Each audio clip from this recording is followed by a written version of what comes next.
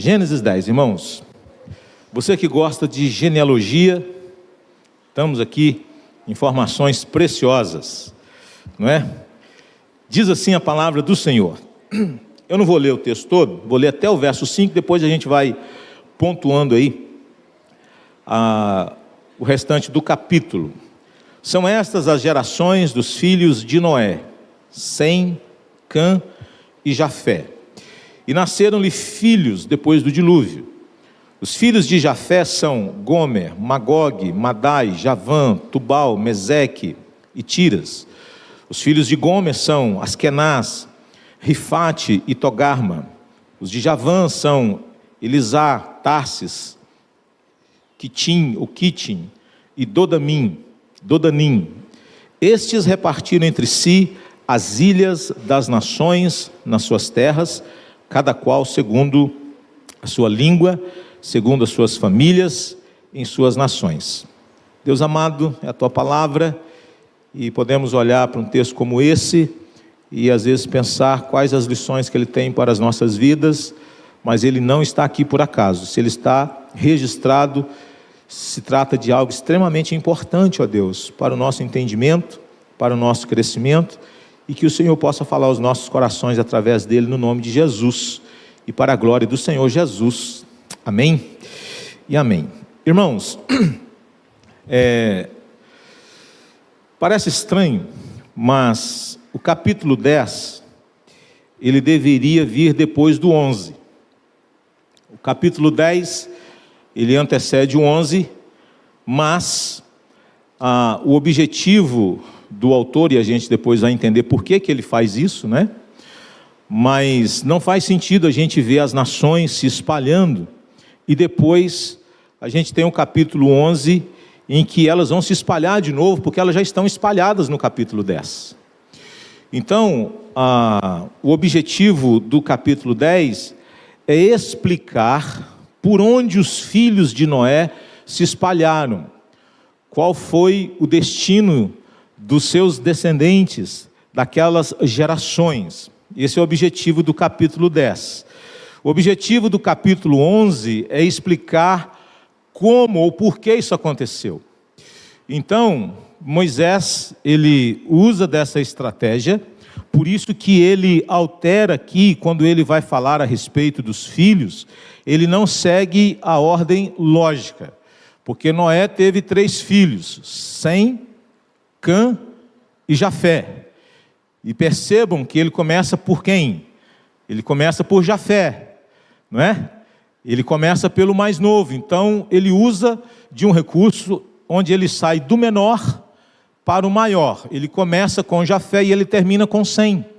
E ele faz isso intencionalmente, e a gente vai ver qual que é o propósito disso. Então, a ordem deveria ser 9, depois pregar o capítulo 11, e aí a gente volta para o 10. Essa seria a lógica para a gente entender, assim, do ponto de vista cronológico. Seria 9, 11 e 10. Tá certo? Porque o 10, ele explica para onde os filhos de Noé foram, e o 11 vai explicar por que foram. Não é? Então não é que o 11 acontece depois do 10, não. O 11 acontece antes. Aquela confusão de línguas que vai ser explicado aí depois no sermão de domingo que vem. Então, no capítulo 9, nós temos aí essa bênção de Deus sobre Noé e seus filhos, e Deus lhes prometendo, lhes pedindo: sede fecundos, multiplicai-vos e enchei a terra. E nós temos esses 3 filhos que vão se multiplicar, que vão crescer, que vão ser numerosos. Evidentemente que o texto está aqui fazendo esse mapeamento e não está estabelecendo aqui um período de tempo. E é a 5ª vez que Moisés ele vai empregar o termo geração no livro de Gênesis. Então ele começa dizendo: são estas as gerações. Então a divisão que ele utiliza aqui, ela está por etnia, né? Ele usa desse princípio, ele usa os elementos geográficos, ele usa as questões dos idiomas, e ele usa questões políticas também, porque o texto não está apenas falando de gerações humanas, está falando também de nações. Tanto é que há citações de civilizações que foram criadas. Então ele não está falando apenas de pessoas. Normalmente era um princípio em que os conquistadores davam nomes às cidades que às vezes eles conquistavam, como por exemplo Alexandre, criou a cidade de Alexandria, e assim por diante. Então, obrigado, irmão.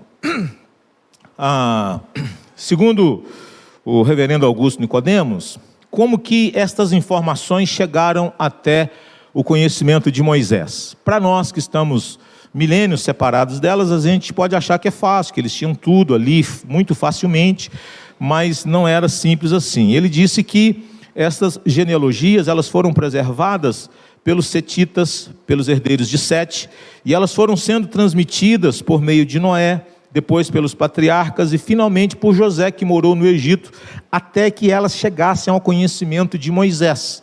Então era um cuidado minucioso, a fim de não se perderem nessas informações, porque nós temos aqui um dos documentos mais importantes da história da humanidade. Tanto é que comentaristas dão nome a esse capítulo de a tabela das nações, porque o texto vai nos informar para onde foram os descendentes dos filhos de Noé. E aí fica aquela pergunta: nós do Ocidente somos descendentes de quem? Não é? Quem é que foi para a região mais próxima da África, ou do norte da África? E assim por diante, o texto vai nos dar estas informações a respeito destas localizações geográficas para onde foram os descendentes dos filhos de Noé. Eu pensei, irmãos, que esse texto ele nos convida a pensar a respeito daquilo que o Salmo 24, verso 1 diz, que do Senhor é a terra e a sua plenitude, o mundo e os que nele habitam. Quando eu li esse texto, eu fiquei tentando aqui, poxa, é a tabela das nações? Augusto Nicodemos dá esse título, outros comentaristas também, mas eu quero crer também, irmãos, que nós podemos pensar aqui o seguinte: a Deus pertence a terra e todas as nações que nela existem. Do Senhor ou ao Senhor pertence a terra e todas as nações, presta atenção, todas as nações que nela existem. Então eu estou aqui afirmando que o Senhor é aquele que tem o controle, aquele que manda, aquele que governa, porque Ele é dono de tudo que existe. E esse texto então vai nos ensinar a respeito disso. Eu quero aqui destacar 4 coisas nesse texto, e eu começo falando aqui, irmãos, a respeito da unidade da humanidade. Esse é um princípio que, por mais simples que ele possa parecer, mas ele tem uma implicação prática muito importante para a nossa vida. Porque nós viemos de um mesmo tronco, nós viemos de uma mesma raiz. Nós somos um povo, nós aqui brasileiros, somos um povo misturado, miscigenado, mas o texto vai dizer, claro, são estas as gerações dos filhos de Noé. Sem, Cão e Jafé procederam de um só homem. Aqui nós temos essa multiplicação, nós temos esses povos que vão surgir a partir destes filhos de Noé, mas o tronco é um só. E isso é importante para dias tão complicados e tumultuados como o nosso, de superioridade, de discriminação, de preconceitos, de racismos e tantas outras coisas mais, não é? E o texto vai chamar a nossa atenção que todos os homens foram feitos à imagem e semelhança de Deus, e todos os homens são descendentes de um só. Podemos ter cores diferentes, podemos ter aspectos diferentes, e louvado seja Deus por essa diversidade, mas procedeu de um só. E aqui nós temos os 3 filhos de Noé, que vão se espalhar, que vão se multiplicar, e é a partir dos descendentes de Noé, que toda a terra vai ser povoada, conforme está aí no verso 5, conforme está lá no verso 20, são estes os filhos de Cã, conforme aparece também no verso 32, são essas as famílias dos filhos de Noé, ou seja, todos aqueles que procediam, todos os povos procediam de uma mesma raiz, de modo que Deus aqui está afirmando o seu domínio, a sua autoridade, o seu poderio sobre todos os povos. É interessante porque é mais ou menos dizer que nós somos do mesmo sangue, somos da mesma raça, somos todos iguais. Porque nós não procedemos de origens distintas, diferentes. Não, o texto não nos informa isso. O texto nos diz claramente que nós procedemos desses filhos de Noé. Então, se nós não somos semitas, quem são os semitas? Quem são eles? Os semitas, os descendentes de Sem. Quem são os jafitas? Quem são os cananitas? Se você não é semita, se você não é um cananita, você é o quê? Só pode ser um jafita, irmãos.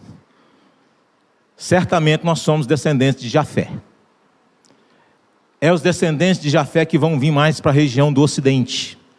É os descendentes de Jafé que vão ocupar mais essa região do velho continente. Os outros vão ficar naquela outra parte do globo. Mas vejam vocês que o texto chama a atenção para esta unidade. Temos um tronco, viemos de um só. E é tão belo isso, irmãos, que nós, quando olhamos para toda a construção do texto bíblico, a gente vai percebendo como que Deus vai conclamando os povos.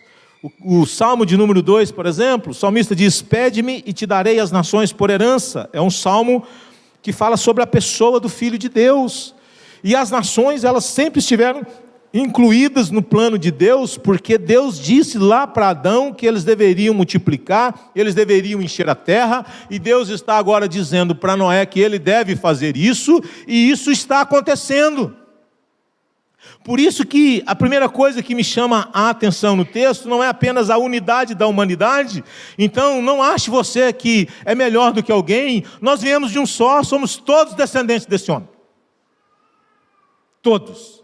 Então isso já deveria encher o nosso coração de humildade, de sensibilidade, de gratidão, né? De sermos, embora pessoas tão diferentes, mas procedemos de um só. Então não importa se você está aqui no Brasil, se você se encontra com alguém que está num país muito melhor do que o nosso, e a gente começa a achar que nós somos Zé Ninguém nesse negócio. Não, irmãos, nós temos, me permita usar esse termo, o mesmo pai. Viemos todos de Noé. Então isso aí já deveria ser mais do que suficiente para a gente ser mais descomplicado, para a gente não valorizar as pessoas com base naquilo que elas têm, com base no seu nível social, com base na cor dos seus olhos, com base na cor da sua pele. De forma alguma isso deveria ser os elementos que usamos para distinguir-nos aí uns dos outros, e o que é pior, encher o nosso coração de sentimento de superioridade, como se nós fôssemos melhores. Não, irmãos, procedemos de um só. Essa unidade, ela é importante, e é por isso que o Apocalipse ele vai chegar no final dizendo que o Filho de Deus comprou para Deus os que procedem de todas as tribos, povos, línguas e nações. Então a gente percebe esse cuidado, essa manifestação da graça de Deus sobre todos os povos, porque aqui nós temos esta unidade desta humanidade. Não devemos nos sentir superiores, não devemos ser tomados por esse sentimento de achar que por uma questão de cor, de nível social, nós nos colocamos acima. E é triste que até entre nós brasileiros, a gente tem esses problemas, né? O pessoal usa alguns termos assim para o pessoal de Minas que eu não gosto. Não gosto, não vou nem dizer aqui, mas eu não gosto. Porque eu acho que não cai bem. Né? Às vezes nós tratamos as pessoas da Bahia de uma maneira pejorativa. Então nós vamos assim pegando por estado e nós vamos criando estigmas, falando determinadas coisas, e nós deveríamos lutar contra esse tipo de coisa. Nós deveríamos não permitir que tais afirmações elas estivessem presentes, porque são discriminatórias, são humilhantes. Somos feitos à imagem e semelhança de Deus, e nós deveríamos tratar as pessoas com honra, com dignidade, com respeito, com consideração, porque o texto está falando dessa unidade da humanidade. E por que isso não acontece? O pecado do nosso coração. Mas uma segunda coisa, irmãos, que o texto nos convida a pensar é sobre o cumprimento dos planos de Deus. É muito interessante porque, apesar de Deus dar uma ordem, não é? E a gente vai perceber como que os homens estão o tempo todo se colocando no caminho para que o plano de Deus não se torne uma realidade. E é muito bonito a gente ver que Deus é aquele que vela pelo cumprimento da sua palavra, o Deus que vela pelos seus planos, apesar da oposição humana. Porque Deus falou para Adão que ele deveria multiplicar, encher a terra, e Deus está agora renovando isso, falando para Noé: sede fecundos, multiplicai-vos, enchei a terra. Nunca foi plano de Deus que o seu povo ficasse ali, todo mundo no Éden, por melhor que o Éden fosse. A terra é boa, mana, leite e mel. Não, vocês têm que espalhar. Vocês têm que dispersar, é para encher a terra. Não é para encher o jardim do Éden. Isso aqui é apenas uma semente. E vocês têm que espalhar para outras localidades. Então veja, irmãos, Deus abençoou a Noé e seus filhos e disse-lhes: frutificai-vos, multiplicai-vos, enchei a terra. E o que é que está acontecendo aqui? Esta palavra está se cumprindo. Mas é interessante porque o capítulo 11 vai dizer que os homens dizem: não, Deus mandou multiplicar, vamos não. Vamos ficar aqui, porque unidos seremos mais fortalecidos. E eles então vão desenvolver uma estratégia a fim de manter a humanidade não em cumprimento ao propósito de Deus, mas eles vão fazer de tudo para que o projeto deles fosse contra Deus e ele se estabelecesse como um povo forte numa só localidade. São homens se levantando contra o projeto de Deus, são homens querendo estabelecer os seus próprios projetos, são homens querendo fazer aquilo que lhes dá na cabeça, são homens se opondo àquilo que Deus lhes havia dito, são homens que não estavam preocupados com a missão de Deus, com o projeto de Deus, com os planos de Deus, com os propósitos de Deus, estavam preocupados com os seus próprios planos, com as suas vaidades. Vamos construir aqui um império, vamos construir algo que seja realmente forte, poderoso, uma grande torre, para que o nosso nome seja reconhecido, admirado e louvado. E adorado, quase que isso. Vamos criar um grande ídolo aqui. Se Deus quer ser adorado, nós vamos criar algo tão grande que vai chamar a atenção das pessoas. E aqui então nós temos, irmãos, apesar de toda a oposição que o capítulo 11 vai retratar, nós temos um Deus que disse: multiplicai-vos, e nós temos o cumprimento desse plano de Deus. Mesmo que Deus vindo, manifestando a sua ira e causando uma dispersão, que é a confusão de língua. Nós deveríamos ter um pouco de cuidado com a questão, me permita aqui dizer isso com todo respeito. Porque essa confusão de línguas que acontece aqui, irmãos, é manifestação da ira de Deus que vai acontecer no capítulo 11. Por isso que o apóstolo Paulo fala que Deus falar a seu povo através de um povo de outras línguas não era algo agradável, era juízo de Deus, manifestação da sua ira. Então aqui nós percebemos que o homem se opondo a Deus, tentando impedir que os planos de Deus aconteçam, mas nós percebemos o cumprimento desses planos e das promessas de Deus. Ele disse, mesmo os homens se opondo, os seus planos foi até o final. Percebe que Israel vai ser ao longo da história um povo muito perseguido, porque o Messias, ele não deveria nascer à luz das nações. Por isso que até o seu nascimento, ele enfrentou forte oposição, tentaram dar cabo da vida do menino, porque Deus tinha um plano, o Messias tinha que vir, mas não faltou quem o quisesse destruir. Irmãos, e sempre vai ser assim, Deus tem um plano para a sua igreja. A igreja de Deus, ela é composta de um povo que o livro do Apocalipse diz que esse povo ele é mais do que vencedor. Mas ele vai vencer, irmãos, porque Cristo já venceu, mas nós vamos chegar lá feridos, golpeados, machucados, porque essa caminhada, essa peregrinação, ela vai ser feita de muita oposição. Bem-aventurados sois quando por minha causa vos injuriarem, vos perseguirem, mentindo, disserem todo mal contra vós, regozijai-vos e exultai, porque é grande o vosso galardão nos céus. Então o texto fala, irmãos, que o propósito de Deus, o plano de Deus foi levado, ele foi dado continuidade, apesar dos homens se levantarem e se oporem a ele. Por isso que a Bíblia vai nos dizer claramente que agindo Deus, quem vai impedir? Homens se levantam, homens conspiram, igrejas locais podem acabar, mas Deus é livre, Deus é poderoso, Deus age.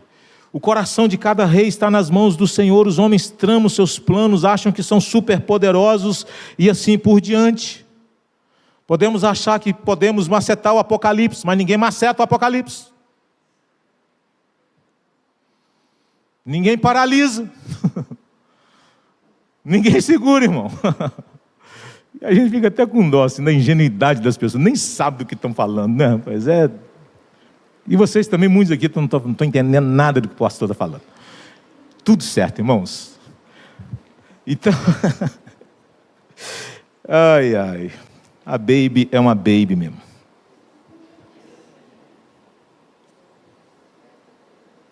Terceira coisa, irmãos, a apresentação da oposição ao povo de Deus. E aqui a gente começa na questão dos filhos, porque veja, Deus havia pedido, e esse plano de Deus está se cumprindo. Os filhos de Noé, eles se espalharam e eles encheram a terra. É bonito isso, não é? Apesar dos homens se levantarem contra.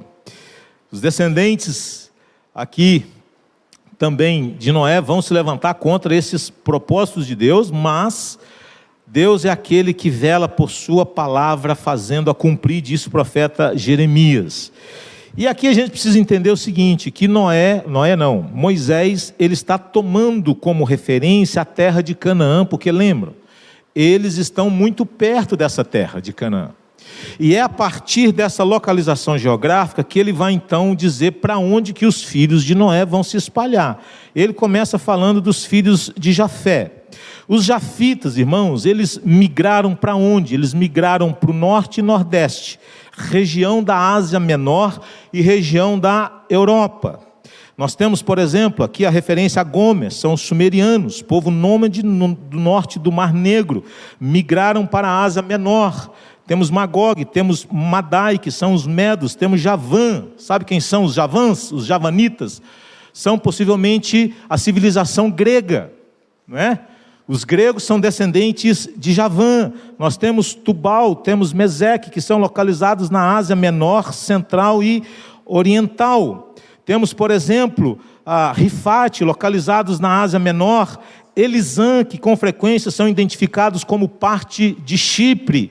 Temos Tarsis, em geral identificada como Tartesso, que está no sul da Espanha. Temos o Dodanim, possivelmente norte de Tiro. E diz o texto que esses povos se espalharam segundo a sua língua. E notem, irmãos, que isso aqui já chama a nossa atenção para aquilo que vai acontecer em Babel. Percebe? Segundo a sua língua. Então a gente já tem aqui povos que vão se espalhar com as suas línguas já definidas. Então o capítulo 11, guarde isso, ele acontece antes do 10. Então a ordem aqui, ela não está cronológica não, ele está contando e explicando para onde foram os filhos de Noé, para depois explicar por que eles se espalharam. Então, o 11 não vem depois do 10 não, porque não tem como, porque o povo já foi, já se espalhou, as suas línguas já estão definidas. Então, possivelmente, irmãos, eu e você, se não tem ninguém aqui que nasceu naquela região lá da Ásia, nós somos jafitas, irmãos. Somos descendentes de Jafé. Tá certo? Ruim ou bom isso aí?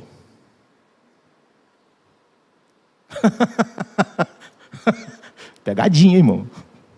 Vamos lá, vamos passar aqui, tá bom? Temos os filhos de Cã, que algumas versões chegam a chamar até de cão, né? É sério mesmo. Em algumas versões que coloca cão aí. Os filhos de Cã, do verso 6 até o verso 20, os canitas, irmãos, eles migraram para o sul e sudeste, ocupando a região do norte da África e do sul da Arábia. Então, vejam, há aqui uma intencionalidade por parte de Moisés, e ele vai gastar mais informações para falar sobre os filhos de Cã, por uma razão simples. É dos descendentes de Cã que vão surgir os maiores e mais ferrenhos inimigos de Israel. Por exemplo, quem são os descendentes de Cã? Os egípcios, os babilônios, os assírios, os cananeus, os filisteus, toda essa gente boa são descendentes de Cã. Eram os vizinhos mais queridinhos de Israel. Eram aqueles vizinhos, gente boa, que queria ver a promoção de Israel. Então, Moisés, ele gasta um tempo a mais explicando sobre os descendentes de Cã, a fim de mostrar para eles: olha, vocês estão para invadir a terra de Canaã. Quem habita essa terra? Os descendentes de Cã. Está tudo lá, não é? Essa gente boa toda estavam ali. Então, esses versos aqui de 8 a 12 são de grande importância, pois aqui estão contidas as origens raciais e espirituais da Síria, da Babilônia, que mais tarde viriam a conquistar o povo de Deus. Os assírios destruíram o reino do norte, se eu não estou enganado, e os babilônios destruíram quem? A nação de Judá. A nação de Judá. Então, quando ele fala a respeito disso, o povo está prestes a entrar na terra prometida, e ele já está falando da origem dessas nações. Então, os filhos de Cuxi, por exemplo, está aí do verso 7 ao verso 12, Cuxi é região da Etiópia, Sabá, Avilá e Dedã são todas da Arábia, Puti é identificado como a Líbia. Então, veja, esses filhos de Cuxi que aparecem aí no verso 7, provavelmente todas essas nações, elas estão ou estavam localizadas na Arábia. São vários grupos de povos cananeus. Nimrod, diz o verso 8, vejam vocês que o texto vai gastar um pouco mais de informações a respeito de quem é esse homem, e não faz isso com outros. E ele diz assim, que Nimrod, o qual começou a ser poderoso na terra, foi valente caçador diante do Senhor. O princípio do seu reino foi Babel. O princípio do seu reino foi Babel. Babel, que vai dar depois a origem a Babilônia. Ereque, Acade e Calná, na terra de Siná. Verso 11, daquela terra saiu ele para a Assíria. É interessante que a Síria, possivelmente, seja uma região que foi ocupada por um dos filhos, um dos descendentes de Noé, que é o Assur. O Assur que vai aparecer lá no verso 22, que é descendente de Sem. Assur, de onde está muito próximo de Assíria. E esse homem era um conquistador, possivelmente ele conquista essa região territorial da Síria, e ele edifica qual cidade? Nínive. Era um terror, essa região. Reobote, Ir e Calá. Verso 12, e entre Nínive e Calá, a grande cidade de Rezém. Verso 13, temos Misraim gerou a Ludim, a Amarim, a Leabim e a Naftuim. A Patrusim, a Casluim, de onde saíram quem? Os filisteus, e a Cafturim. São nomes bonitos aí para colocar nos filhos. Pensa aí, tá?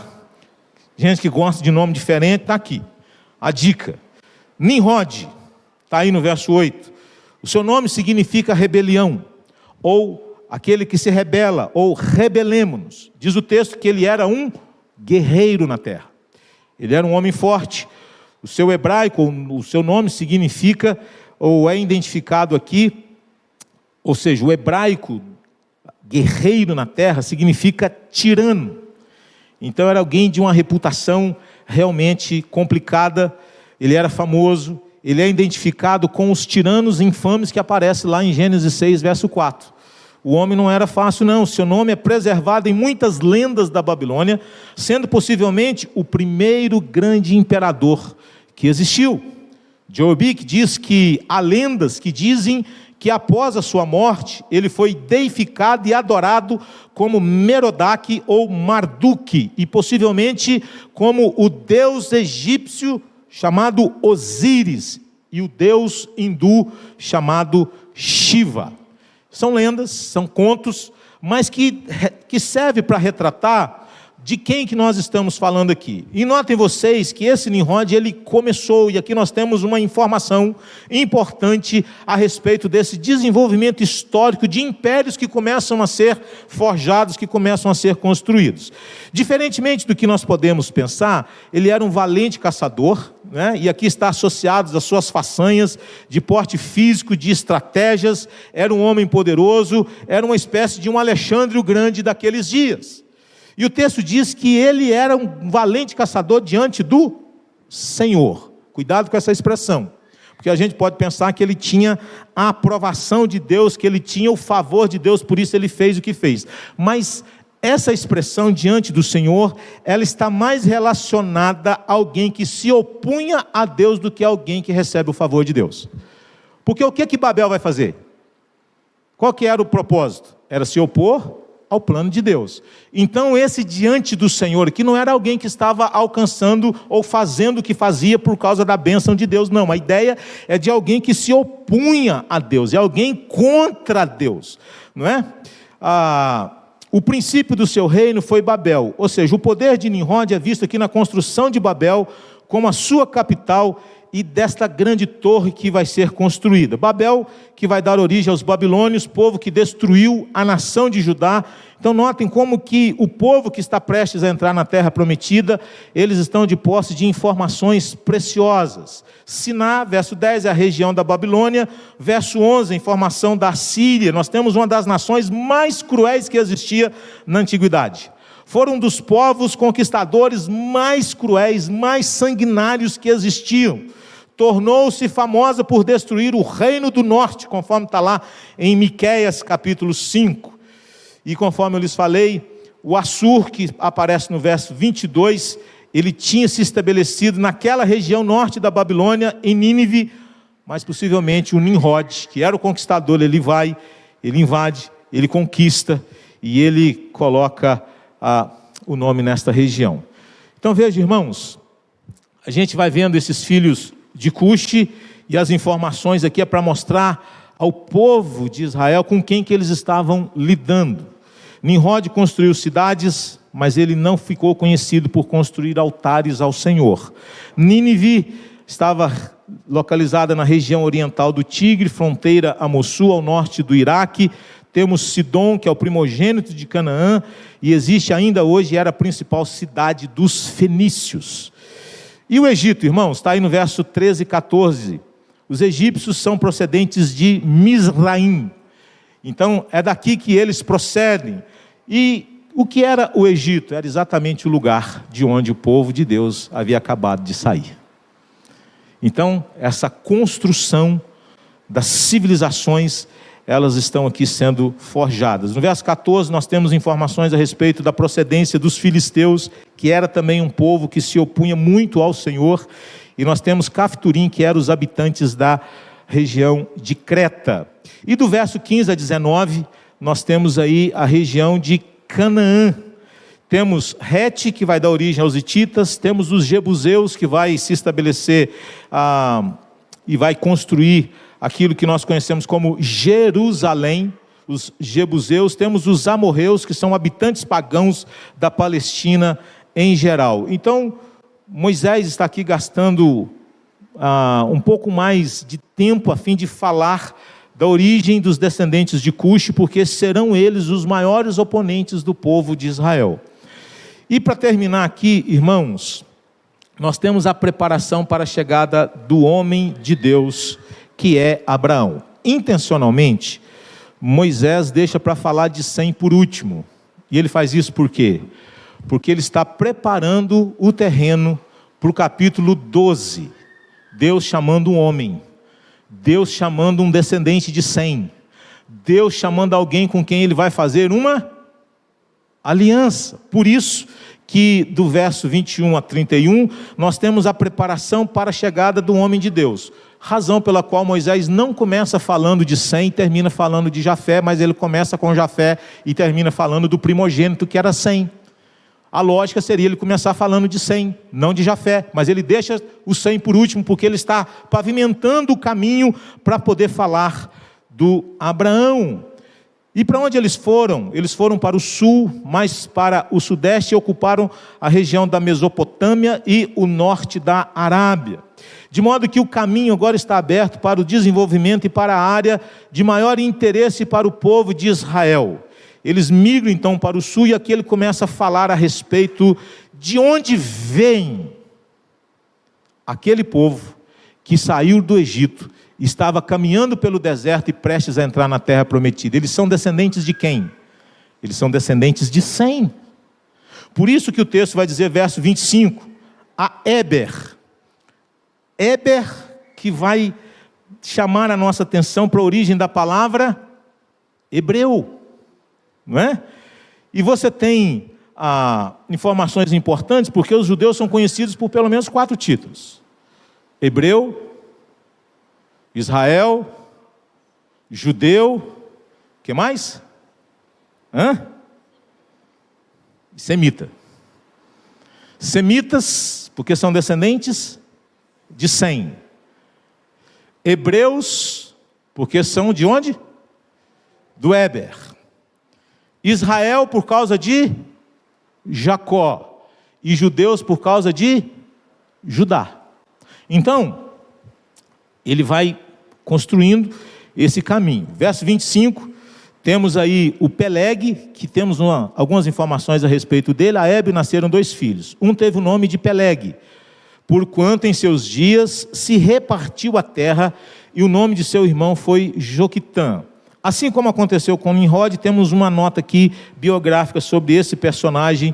Em seus dias se repartiu a terra, e alguém chega a comentar que possivelmente aquilo que vai acontecer no capítulo 11, nessas divisões territoriais, Peleg teve participação importante. Joquitã, Sabá, Avilá, e são povos que se estabeleceram naquela região mais ao norte e habitaram desde Mesa, indo para Cefar, montanha do Oriente.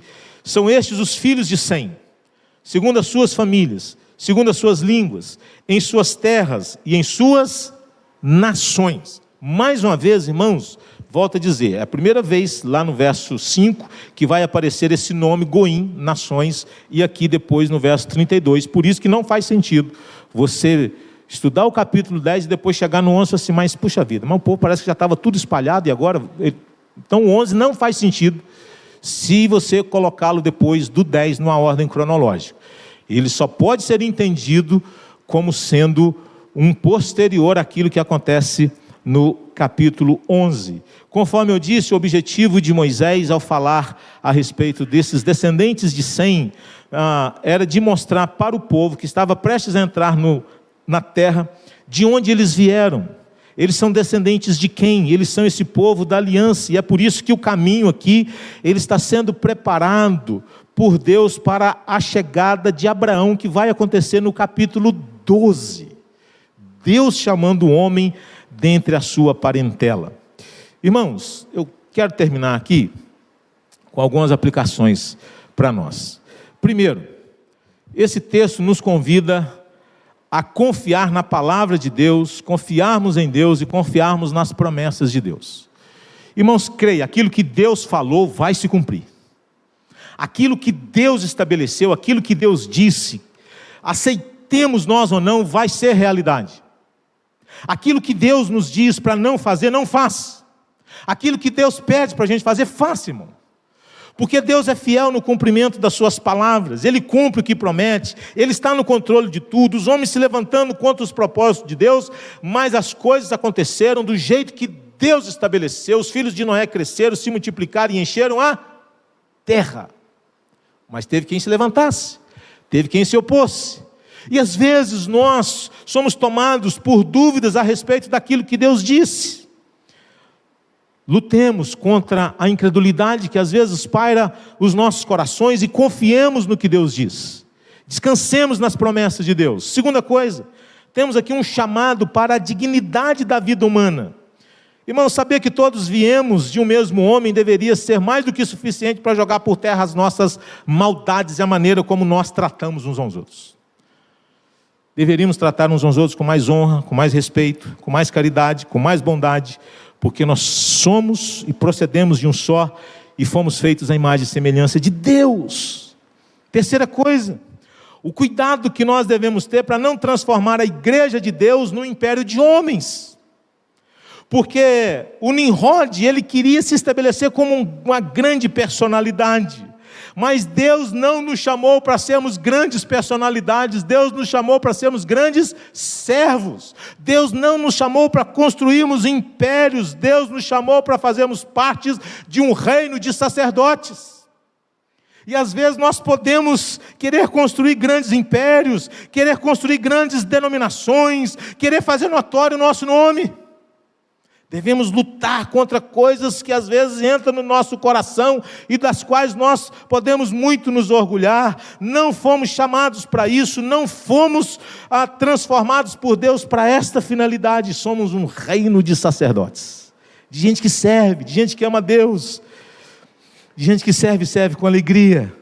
Aprendo também, irmãos, que o problema não está em fazer planos e realizá-los, o problema está na arrogância dos nossos corações, em achar que podemos fazê-los sem Deus. Nimrod era um conquistador, era um estrategista, foi um grande homem, foi um tirano, lamentavelmente, e às vezes, irmãos, nós podemos achar que a coisa vai ser do nosso jeito, e no nosso tempo.